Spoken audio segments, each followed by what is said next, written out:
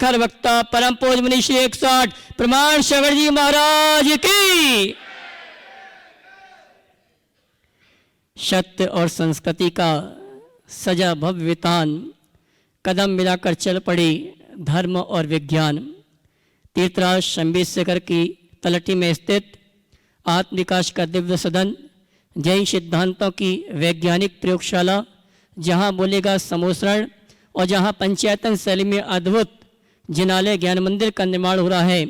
ऐसे समाज के गुणात्मक विकास का संदेश देने वाला गुणायतन से हम और आप टीवी चैनल के बहुचर्चित विश्वविख्यात शंका समाधान का कार्यक्रम सायंकालीन बेला में प्रारंभ करें। उसके पूर्व गुणायतन और श्री सेवायतन परिवार, पारस चैनल, जिनवाणी चैनल और प्रमाणिक के सभी श्रोताओं का और यहाँ पर उपस्थित सभी श्रावक श्राविकाओं का हार्दिक अभिनंदन स्वागत करता है।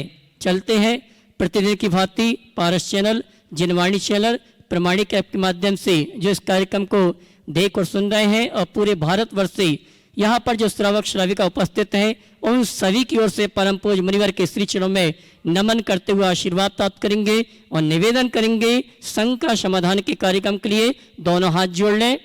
बोलेंगे हे मुनिवर नमोस्तु, हे गुरुवर नमोस्तु, हे मुनिवर नमोस्तु। आइए गुरुवर के आशीर्वाद से हम और आप सायंकालीन बेला में शंका समाधान का कार्यक्रम प्रारंभ करें। उसके पूर्व जिन्होंने गुणायतन से आज जुड़ने का सौभाग्य प्राप्त किया है, मैं नामों की घोषणा कर रहा हूं।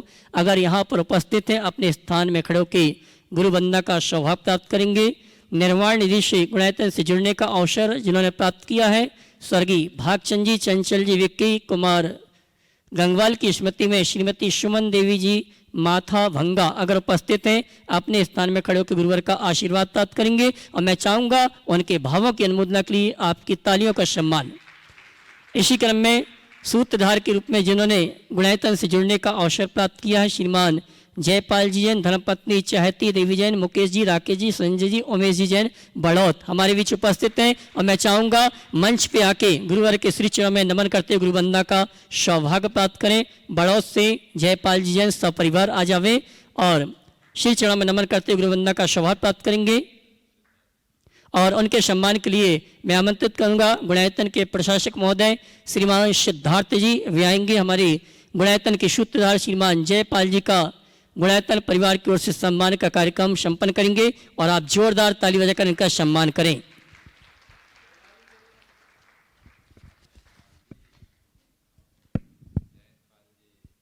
जयपाल जी कुछ कह रहे हैं महाराज साहब। और आइए शंका समाधान का कार्यक्रम हम और आप प्रारंभ करें। उसके पूर्व हमारा सौभाग्य हमारे करीब आया है और परम पूज्य मुनिवर के सानिध्य में तीर्थराज शंभीशेखर में सिद्धों की आराधना सिद्ध चक्र महामंडल विधान करने का सौभाग्य प्राप्त किया है। बंधु आगामी 27 फरवरी से 7 मार्च तक परम पूज्य मुनि श्री 108 प्रमाण शंकर जी महाराज के सानिध्य में अद्भुत ऐतिहासिक अकल्पनीय सिद्धों की आराधना सिद्ध क्षेत्र में करने का हमें आपको सौभाग्य प्राप्त हो रहा है। वो सौभाग्यशाली परिवार हैं जिन्होंने मंडल प्रन्याजक के रूप में अपने परिवार के साथ जीवन में एक बार जो भावना होती है कि सिद्धों की आराधना करना चाहिए, सौभाग्य प्राप्त किया है। मैं पारस चैनल, जिनवाणी चैनल और प्रमाणिक ऐप के माध्यम से सभी के लिए सूचना देना चाहूँगा। ये महानुष्ठान परम पूज्य मुनि श्री प्रमाण सागर जी महाराज के सानिध्य में ही होगा और पूरे विधान में उनका सानिध्य हमें प्राप्त होगा। जो भी मंडल पुण्याजक के रूप में इस अनुष्ठान में सम्मिलित होने का सौभाग्य प्राप्त करना चाहते हैं, 3,11,000 रुपये की राशि एक मंडल पुण्याजक के लिए, जिसमें परिवार के 8 से 10 सदस्यों को बैठने की पात्रता होगी। सामान्य इंद्रदानी के लिए 51,000 रुपये की राशि निश्चित की गई है। जो भी मंडल पुण्याजक या सामान्य इंद्रदानी के रूप में इस अनुष्ठान में सम्मिलित होकर सिद्धों की आराधना सिद्ध क्षेत्र में सिद्ध चक्र महामंडल विधान के अंतर्गत परम पूज्य मुनिवर के सानिध्य में करने का अवसर सौभाग्य प्राप्त करना चाहते हैं, पारस चैनल, जिनवाणी चैनल और प्रमाणिक ऐप में जो नंबर चल रहे हैं उन नंबरों में संपर्क करा के आप अपने मंडल और सामान्य इंद्रदानी के पद को आरक्षित करा सकते हैं। आइए चलते हैं। इसी सूचना के साथ हम और आप शंका समाधान का कार्यक्रम प्रारंभ करते हैं। उसके पूर्व निर्माण निधि से गुणायतन से जुड़ने का सौभाग्य प्राप्त किया है भंवर लाल जी पतंगिया घाट को पर वेस्ट मुंबई अगर उपस्थित है अपने स्थान में खड़े होकर गुरु वंदना का सौभाग्य प्राप्त करेंगे। जोरदार ताली बजाएं इनके भावों के लिए और कैमरामैन कवर करें इनको। और आइए प्रथम प्रश्न लेकर आ रहे हैं डॉक्टर राजेश जी गुणायत। अच्छा हाँ जी प्रथम प्रश्न लेकर आएंगे श्रीमती पुष्पा जी वेनाडा आगरा। उसके बाद तैयार रहेंगे गुणायतन के श्रोमणी संरक्षक डॉक्टर राजेश जी सतना अपने पूरे परिवार अपने भाइयों के साथ। नमोस्तु महाराज श्री। मेरे पूज्य गुरुदेव आराध्य भगवान प्रमाण सागर जी के चरणों में बारंबार मेरे पूरे परिवार का पूरे आगरा वालों की नमोस्तु नमोस्तु नमोस्तु। भगवान जैसा कि अभी नया नया अनुभव मैंने किया कि जनरली पढ़ते थे सुनते थे कि मन से सब काम होता है, तो अभी ऐसा देखा कि मन से चाहते हैं अच्छा करना और नहीं होता तो पश्चाताप भी बहुत कर रहे हैं, लेकिन उस पश्चाताप को अच्छे उसमें बदल नहीं पा रहे। उसके लिए क्या करना चाहिए? जब एक तरफ पश्चाताप है, गलत भी हो रहा है तो, और मन अच्छा भी चाह रहा है और नहीं भी कर रहा, तो ये क्या मन की कहानी है? कैसे उसको सुधार किया जाए? मन बहुत बड़ी चीज़ है, आप निर्देश देखिए। मन से हम प्रवृत्तियां करते हैं, पर मन की प्रवृत्ति का जन्मदाता भी कुछ है, वो है हमारा भाव। और भाव का जन्मदाता है हमारे भीतर बैठा संस्कार। संस्कारों से भाव, भाव से सोच, सोच से प्रवृत्ति और प्रवृत्ति से चरित्र होते हैं। हम मन को बदलने की कोशिश तो करते हैं, उससे ऊपर भाव को बदलना है, और भाव को बदलने की भी कोशिश करते हैं। तो जब तक संस्कार नहीं बदलेंगे तो भाव कैसे बदलेंगे? तो जड़ पर जाना है, अपने संस्कारों को बदले। और संस्कारों को बदलने का एकमात्र मार्ग है जो हम पाना चाहते हैं, जैसा हम होना चाहते हैं, बार बार बार बार केवल उसकी और उसकी भावना पाए। हम भावना भाएंगे तभी अपने अंदर के संस्कारों को बदल पाएंगे, और जब संस्कारों को बदलेंगे तभी सच्चे अर्थों में हम अपने लक्ष्य में सफल हो पाएंगे। भावना को भाने के लिए भी कुछ करना पड़ता है। नियमित बस भावना भाव, बार बार एक ही बात को दोहराओ, इसी का नाम भावना योग है। चलिए नमोस्तु महाराज। शिरोमणि संरक्षक डॉक्टर राजेश जी सतना अपने तीनों भाइयों के साथ। उसके बाद तैयार रहेंगे योगेश जी बाकलीवाल, रविंद्र जी पाटिल नासिक। नमोस्तु गुरुवर।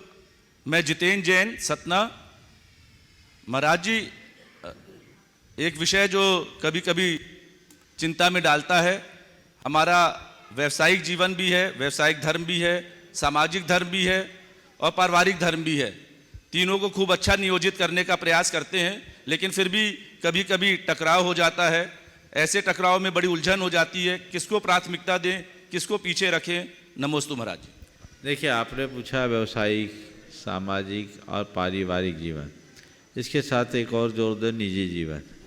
चारों को हम कैसे ठीक तरीके से निभाएं, यही पूछना चाहते हैं ना।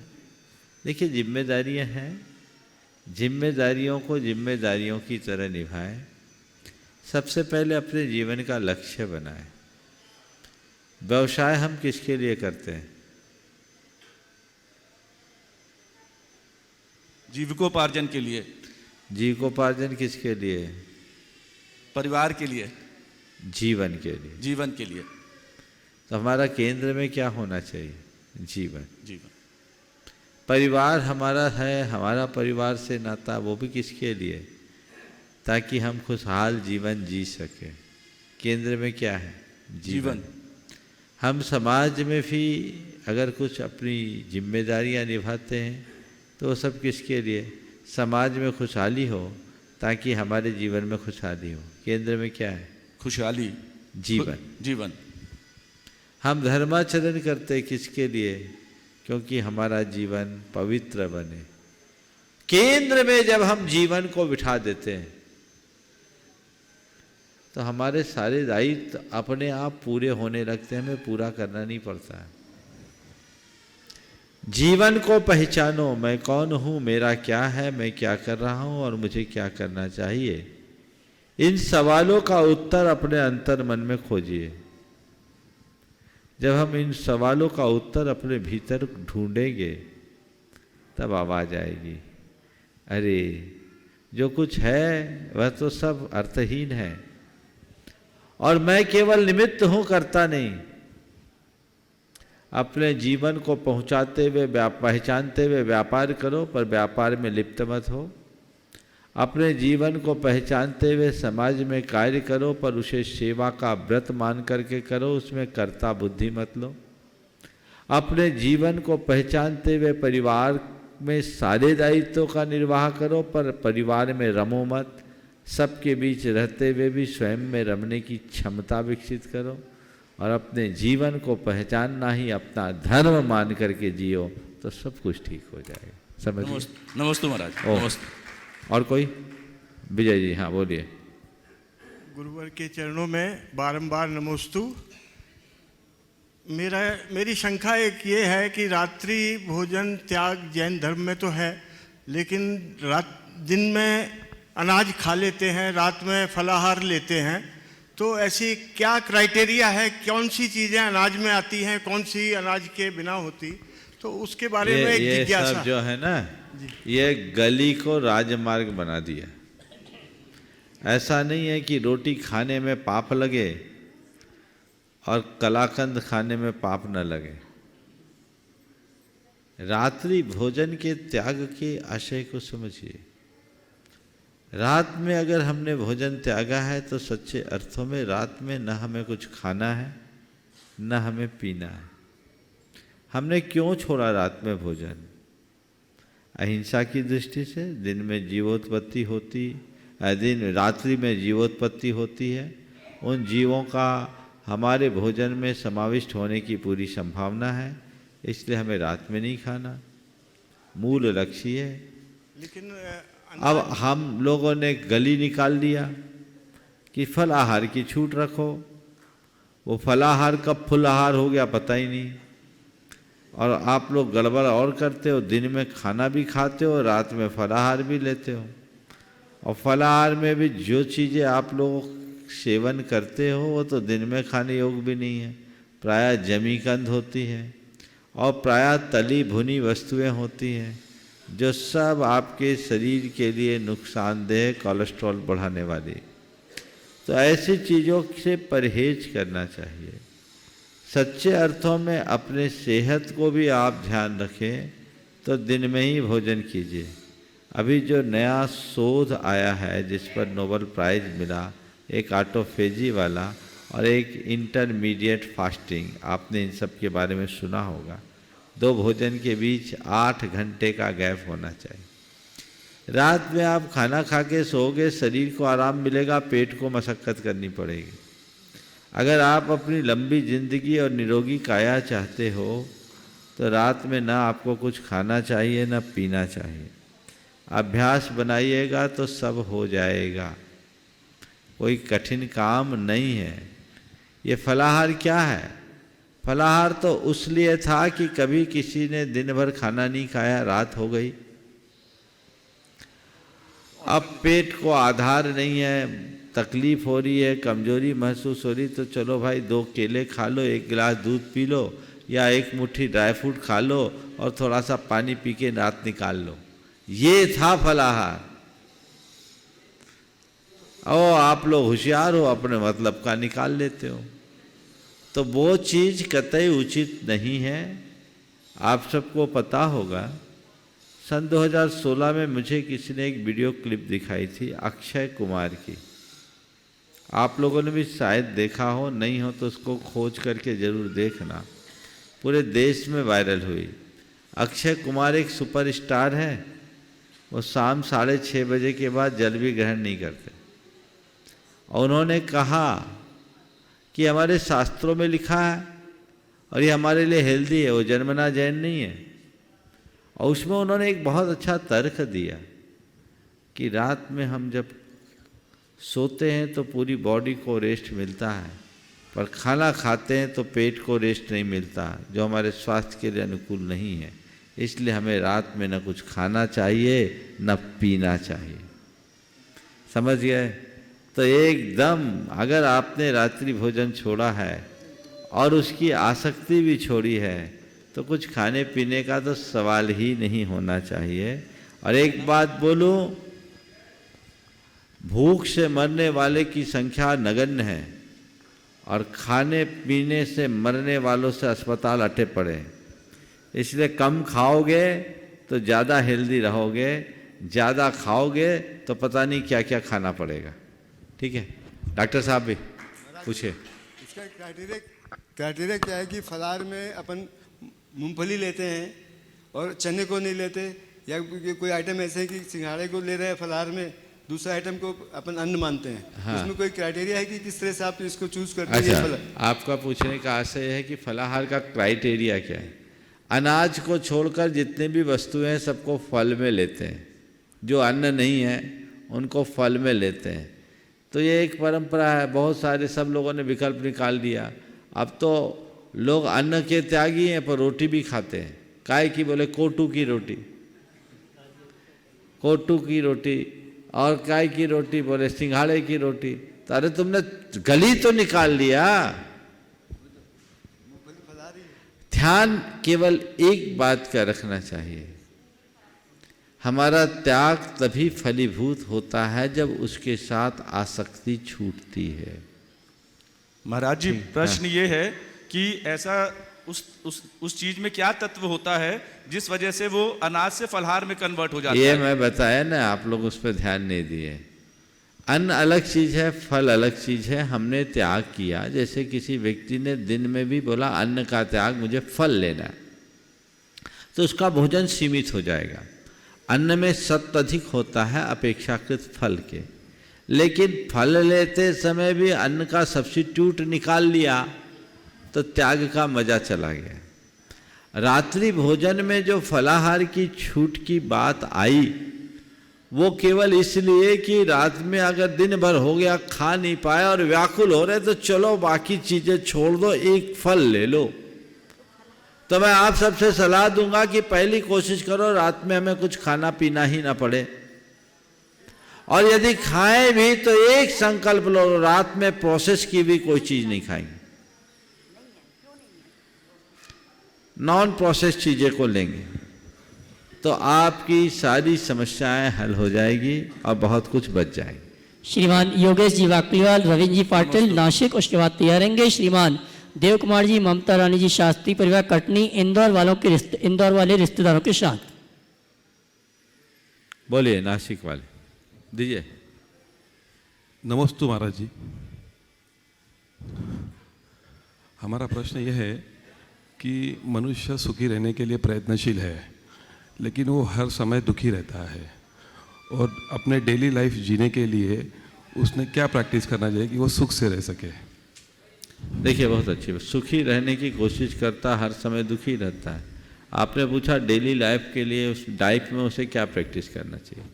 सबसे पहले ये देखिए कि सुखी रहने की कोशिश करने वाला नियमित दुखी क्यों होता है। इसलिए कि कहीं ना कहीं उसके डायरेक्शन में कुछ गड़बड़ है। हम दिल्ली के लिए निकले हैं और मुंबई क्यों पहुंच रहे हैं, यानी कोई गलत गाड़ी पे बैठे हैं ना। सबसे पहली जरूरत है दिशा के परिवर्तन की। मनुष्य सुख खोजता है किस में? आपको सुख चाहिए किस में सुख दिखता है? जीवन में शांति रहनी चाहिए। शांति किस में दिखता है? आपसे मैं पूछूं, ये आदमी बड़ा सुखी है, तो आपके सामने कैसे व्यक्ति की छवि उभरेगी? भाई ये आदमी कोई भी परिस्थिति में इसका माइंड जो रहता है वो एकदम साइलेंट रहता है।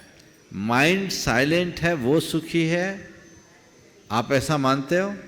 हाँ, मतलब उसके लेकिन मैं आपसे पूछता हूं, आप अपने सुखी जीवन जीने की कल्पना करते हो तो किस रूप में अपने आप को देखते हो? नाम क्या है आपका?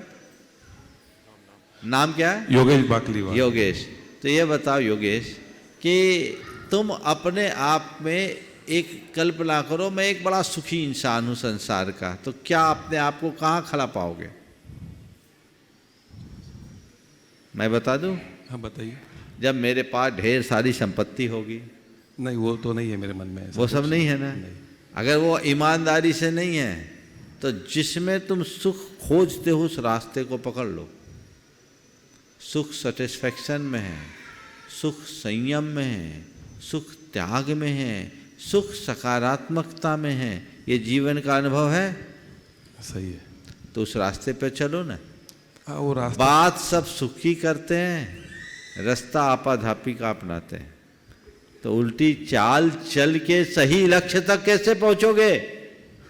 लेकिन संसार में रहना है और बिल्कुल रहना है, संतुष्ट होकर जीना है। हमारे हाथ में केवल कर्तव्य है, कर्म है, परिणाम नहीं। जो मैं करूं सो करूं, बाकी इसे निमित्त नैमित्तिक संबंध माने। सबसे पहली बात, चीजों में सुख नहीं है, ये धारणा अपने अंदर गहरी बना लो। हमारा मन दुखी क्यों होता है? महाराज जी मटेरियलाइज चीज़ों में हमारा पहले मेरी बात का उत्तर दो। मन दुखी क्यों होता है? मतलब कोई अगर अपने मन के विरुद्ध कोई काम होता है तो मन दुखी होता है। मन के विरुद्ध होता है तो दुखी होता है ना। तो हमारे मन में इतनी ताकत है कि सब मेरे मन के अनुकूल हो जाए? नहीं। हम लोगों के मन के अनुकूल करते हैं क्या? नहीं ना। तो जब मैं मेरे मन के अनुकूल कुछ हो ही नहीं सकता तो फिर मन के विरुद्ध होने में मैं भड़कता क्यों? तो उसको क्या करना चाहिए? ऑब्जर्वेशन करना चाहिए। बस 2 लाइनें बार बार दोहराओ। होकर सुख में मग्न न फूलूं, दुख में कभी न घबराऊं, इष्ट वियोग अनिष्ट योग में सहनशीलता दिखलाऊं। इस पंक्ति को बार बार दोहराकर जीवन में चरितार्थ कर लो। मुझे सहज रहना है, मुझे शांत रहना है, मुझे संयम रखना है और सकारात्मक रहना है। बार बार इस बातों को दोहराइए। क्यों? क्योंकि संसार की जो चीज़ें हैं वो मेरी नहीं है, वे सब कर्म की परिणति है, कर्म के धरोहर है, क्षण क्षयी है, आज है कल रहे न रहे। मैं तो केवल कस्टोडियन हूँ, मालिक नहीं हूँ। इस सच्चाई को आत्मसात करो, तब सुखी हो पाओगे। ठीक है? हाँ, तो अपने साथी को दे दो। हाँ, श्रीमान रवीन्द्र जी पाटिल नासिक, उसके बाद तैयार रहेंगे व्रती श्रावक देव कुमार जी, ममता रानी जी शास्त्री, परिवार कटनी, अपने इंदौर के सभी रिश्तेदारों के साथ। महाराज जी नमस्तु नमस्तु नमस्तु। हम लोग नासिक से हैं। हम लोग हर रोज़ पहाड़ पे जाते हैं सुबह। लेकिन एक चीज़ हम लोग धर्म चर्चा करते वक्त अभी उभर के आई कि मैं हमेशा जाता हूँ लेकिन कभी भी द्रव्य नहीं चढ़ाता हूँ। तो मेरे भाव ऐसे रहते हैं कि बाकी के लोग चढ़ाते हैं, मैं देखता हूँ कभी कभी वो मेरे हाथ में देते हैं, मैं तभी चढ़ाता हूँ, लेकिन मैं खुद लेके जाता नहीं हूँ और नहीं चढ़ाता हूँ। तो मेरा ये मानना है, सही है गलत है मुझे मालूम नहीं, ये मेरा मानना है कि अगर भगवान जी ने सब कुछ छोड़ के गए हैं तो ये द्रव्य क्यों उनको चढ़ाना चाहिए? ये मेरा सवाल। बहुत अच्छा सवाल है। आपके प्रश्न का सार ये है कि भगवान के चरणों में हम द्रव्य क्यों चढ़ाते हैं? जब भगवान ने सब कुछ छोड़ दिया तो हम क्यों चढ़ाएं? पहली बात तो यह है कि हम भगवान के लिए कुछ नहीं चढ़ाते और हम चढ़ा भी नहीं सकते। पर भगवान के चरणों में हम जाते हैं तो हमारे अंदर की भक्ति भरे उद्गार होते, प्रभु आपके लिए तो मैं सब कुछ वार दूं। आप धन्य हो, आपने जो रास्ता चुना, आपको देखकर मुझे संसार व्यर्थ दिखने लगा है, इसलिए जो मेरे पास है सब छोड़ रहा हूँ। 4 दाने चावल के इस भाव से चढ़ाते हैं कि इस 4 दाने चावल के बहाने कल मैं पूरा संसार छोड़ सकूं। त्याग के संस्कार को जगाने के लिए भगवान के चरणों में हम लोग अर्घ अर्पित करते हैं। भगवान को भोग नहीं लगाया जाता, भगवान के चरणों में जगत की निस्सारता को प्रकट करते हुए अपना भाव अर्पित किया जाता है। ये सब मेरे लिए अर्थहीन है प्रभु, मैं आपकी वंदना कर रहा हूँ, आपकी भक्ति कर रहा हूँ जल चंदन अक्षत आदि के माध्यम से। हमारे यहाँ एक नीति है, रिक्त पानी न कर्तव्य देवता गुरु दर्शनम, कि देवता और गुरु का दर्शन कभी खाली हाथ नहीं करना। तो हम सामान्य में लोक में भी किसी व्यक्ति के पास जाते हैं तो खाली हाथ नहीं जाते, तो त्रिलोकीनाथ के पास हम कैसे जाएं खाली हाथ? तो ये भी एक शिष्टाचार है। तो शिष्टाचार का पालन करने के लिए भी हम वहाँ चढ़ाते हैं, पर वो उनको भोग लगाने के लिए नहीं, त्याग के प्रति अपनी निष्ठा की अभिव्यक्ति के लिए कि हम त्याग के लिए तत्पर हैं। हम त्यागनिष्ठ व्यक्ति हैं, समझ गए, इसे चलाना चाहिए। प्रतिश्रावक देव कुमार जी, ममता रानी जी, शास्त्री परिवार कटनी। इसके बाद तैयार रहेंगे श्रीमान राहुल जी, सोनू भैया, शिखर जी। गुरुदेव आपके चरणों में नमोस्तु नमोस्तु नमोस्तु। मेरी जिज्ञासा है कि मेरी परिवार पर 76 से आचार्य गुरुदेव का आशीर्वाद रहा।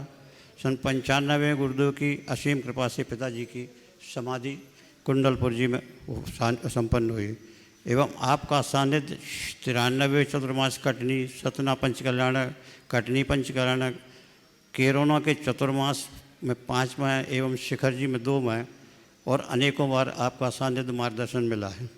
पता नहीं कितने भवों का पुण्य एकत्र पाए होंगे। हमारी जिज्ञासा है कि ऐसा हम क्या करें कि व्रती जीवन व्यतीत करते अपनी समाधि पूर्वक देह त्याग कर सकें। एक मार्गदर्शन देने का बात। देखिए, मैं पहले चाहूँगा कि देव कुमार जी और ममता जी का जोरदार करतल ध्वनि से अभिनंदन करें। ये व्रती तो है ही, पुस्तैनी व्रती है। इनके दादाजी भी व्रती थे और विद्वान थे। इनके पिताजी तो जगन मोहन लाल जी जगत विख्यात थे ही और व्रती और समाधि पूर्वक गए। इनके भाई भी अमरचंद जी समाधि पूर्वक व्रती जीवन बन करके किए और पूरा परिवार आज भी गुरु भक्त और त्यागनिष्ठ धर्मनिष्ठ परिवार है, व्रती है। निश्चित आपने जैसे कहा, ये कोई परम पुण्योदय है कि आपको हमेशा से देव गुरु शास्त्र की सन्निधि मिलती रही है और आपने उसका लाभ भी उठाया है। अभी आप निर्वृत्ति का जीवन जी रहे हैं। मैं समझता हूँ ऐसी निर्वृत्ति की भावना बनी रहे तो आने वाले समय में समाधि के वरण में कोई संशय नहीं होगा। लेकिन हमें जागरूक रहना चाहिए, तत्पर बने रहना चाहिए, क्योंकि कब कौन सा प्रहार हो जाए कहा नहीं जा सकता। इसलिए ऐसा कुछ हो उसके पहले अपनी तत्परता को प्रदर्शित करते हुए अपना काम करना चाहिए। जिस मार्ग में आप लोग लगे हैं वैसे ही लगे रहें, यही मेरा आशीर्वाद। नमोस्तु। मैं व्रती श्रावक देव कुमार जी, ममता रानी जी, शास्त्री परिवार कटनी को मंच पर आमंत्रित करता हूँ। ये दोनों आए, परम पूज्य मुनिवर के श्री चरणों में नमन करते हुए गुरु वंदना का सौभाग्य प्राप्त करें। और उनके सम्मान के लिए मैं आमंत्रित करूँगा श्रीमान सिद्धार्थ जी, प्रशासक गुणायतन, वे आए। हमारे व्रती श्रावक का कल हमारे बीच से यहाँ से कटनी जा रहे हैं और मैं चाहूँगा इनका सम्मान का कार्यक्रम आप संपन्न करें। 2 महीने लगातार गुरु भक्ति आहार देने का, शांति धारा करने का सौभाग्य प्राप्त किया। जोरदार ताली बजाकर इनका सम्मान करें। और आइए अगले प्रश्न के लिए श्रीमान राहुल जी, सोनू भैया, शिखर जी, उसके बाद तैयार रहेंगे श्रीमान नीलेश जी, देवाश।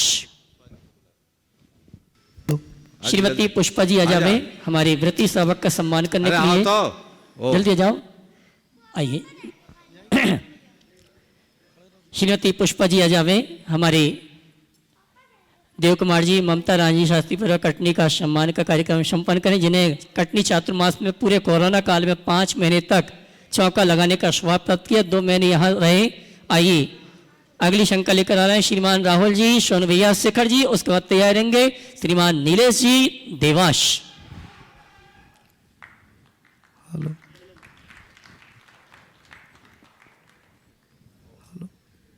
मेरे आराध्य गुरु मुनि प्रमाण सागर जी के चरणों में बारंबार नमोस्तु नमोस्तु नमोस्तु। महाराज श्री, मेरा ये प्रश्न दिल्ली एक संदीप भैया जी रहते हैं हमारे, उनका है। वो पूछ रहे हैं गुरु जी, नमोस्तु नमोस्तु नमोस्तु।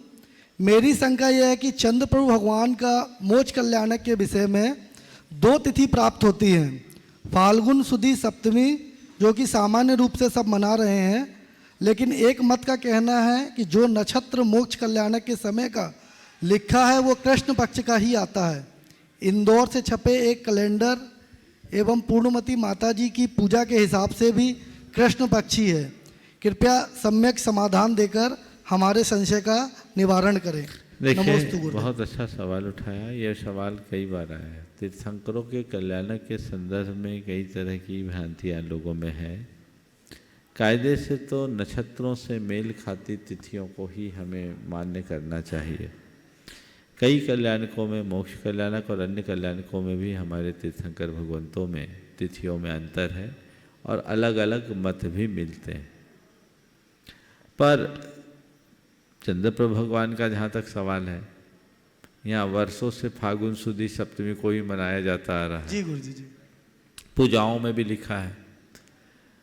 मेरी एक सलाह है कि जब तक एक साथ बैठकर सब तीर्थंकरों के कल्याणकों की समीक्षा न हो जाए नक्षत्रों के अनुसार, और एक मत सुनिश्चित न किया जाए, तब तक अभी यथावत रहने देना चाहिए।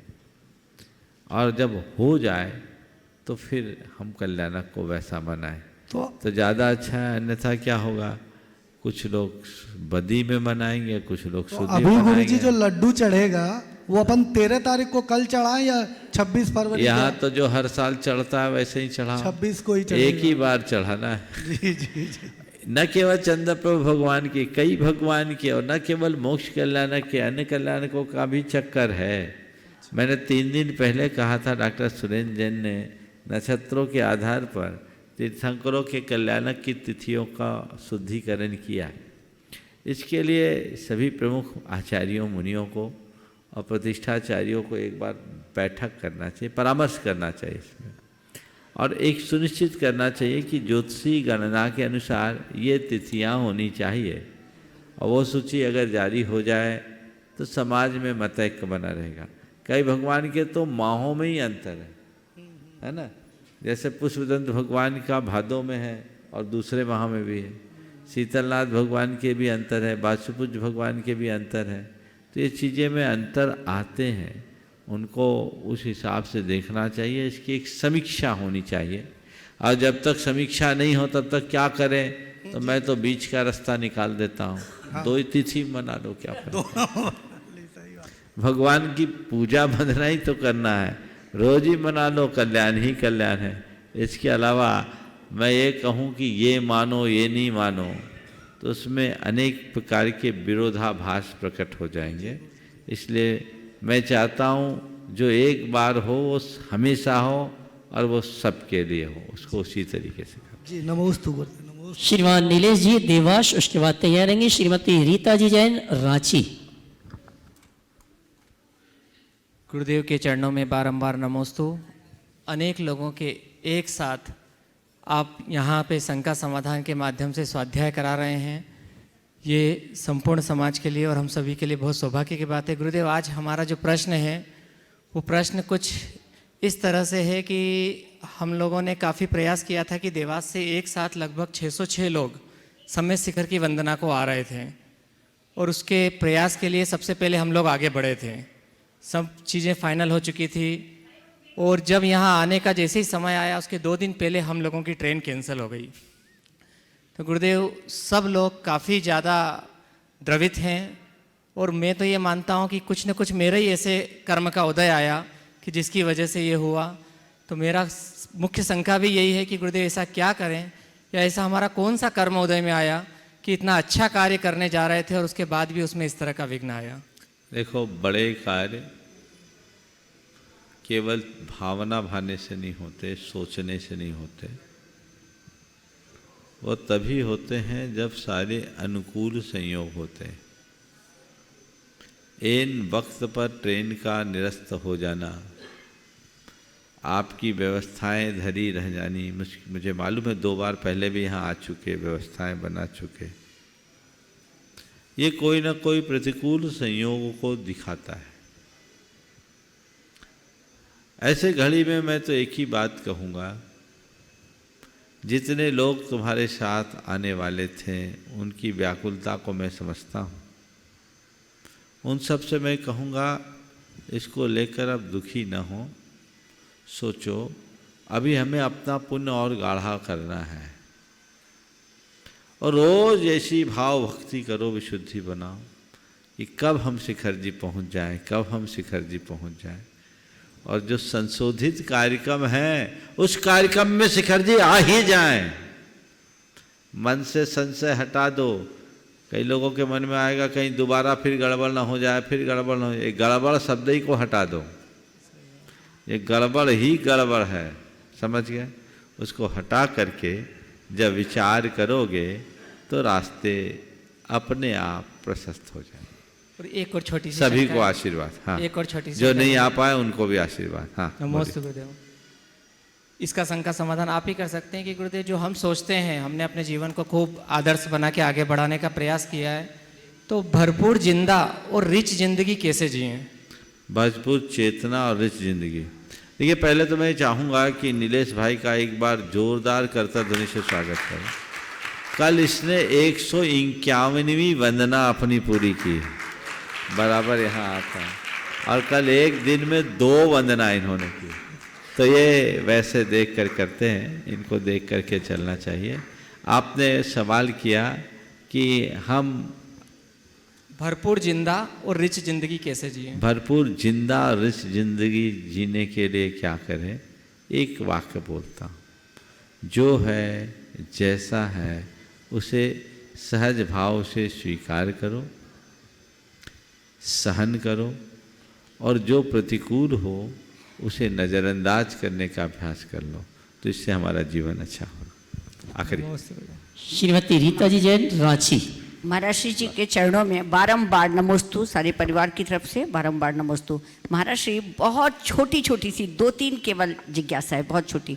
महाराज श्री, गौतम गणधर प्रणीत गौतम गणधर की कुछ भक्तियां बताइए जिसको श्रावक रोज पढ़ सके। जैसे चैत्य भक्ति है महाराज श्री, एवं स्वयंभू स्तोत्र की जो प्रस्तावना है वो भी गौतम गणधर प्रणीत है? नहीं, गौतम गणधर प्रणीत हम लोग चैत्र भक्ति स्वयंभू स्तोत्र आदि कहते नहीं हैं। नमो जिनानम आदि जो मंत्र है वो गणधर कृत है, क्योंकि वो कृति योग द्वार से निकला है, उसको हम पढ़ सकते हैं। जो श्रावक प्रतिक्रमण या मुनि प्रतिक्रमण के कुछ अंश हैं उसे हम गणधर प्रणीत कह सकते हैं, ठीक है ना? एवं महाराज श्री, ये जो आचार्य पूज्यपाद स्वामी द्वारा केवल एक वर्ड पूछना है, सर्वस्यापि प्रिय हितवचो भावना चात्म तत्वे संपद्यंता मऊ भव भवे याव देते पे वर्ग। याव देते पे वर्ग का क्या अर्थ है? यावत अपवर्ग एते, जब तक मोक्ष की प्राप्ति न हो तब तक आपके चरण मेरे हृदय में हमेशा बने रहे, ये इसके भाव हैं। एवं मंदिर में श्रीफल का ले जाने का क्या महत्व है? मंदिर में रोज एक श्रीफल ले जाते हैं, उसका क्या भगवान महत्व के है? आगे कुछ न कुछ चढ़ाओ, खाली हाथ मत जाओ, ये इसका नमोस्तु महाराज। सूचनाएं दीजिए। सभी के लिए सूचना है, अभी अभी आपने जो वीडियो देखा उसमें प्रमाणिक ऑफलाइन पाठशाला द्वारा आयोजित विंटर पाठशाला कॉन्टेस्ट 2023 में दिन दर्शिका बनाओ इस स्पर्धा का आयोजन किया गया था। इसके अंतर्गत बच्चों को जैन तिथि, जैन पर्व, भगवान के 5 कल्याण को अवगत कराने का उद्देश्य था। सभी विजेता पाठशाला के बच्चों के लिए बहुत बहुत अनुमोदना। जो वाकई पाठशाला के सहभागी बच्चे थे उनके लिए भी बहुत बहुत अनुमोदना। शिक्षक, अभिभावक सभी के प्रयासों की सराहना। आप सभी के पारितोषिक आपके दिए गए पते पर शीघ्र ही पहुंचाई जाएंगी। सभी दर्शकों को बताना चाहते हैं कि आप भी अपनी चंचला लक्ष्मी का उपयोग बच्चों को प्रोत्साहित करने में प्रमाणित पाठशाला में अवश्य करें। इसी के साथ आज का शंका समाधान का कार्यक्रम संपन्न होता है। बोले संत शिरोमणि गुरुवर आचार्य श्री विद्यासागर जी महाराज की, परम पूज्य मनीषी 108 प्रमाण सागर जी महाराज की।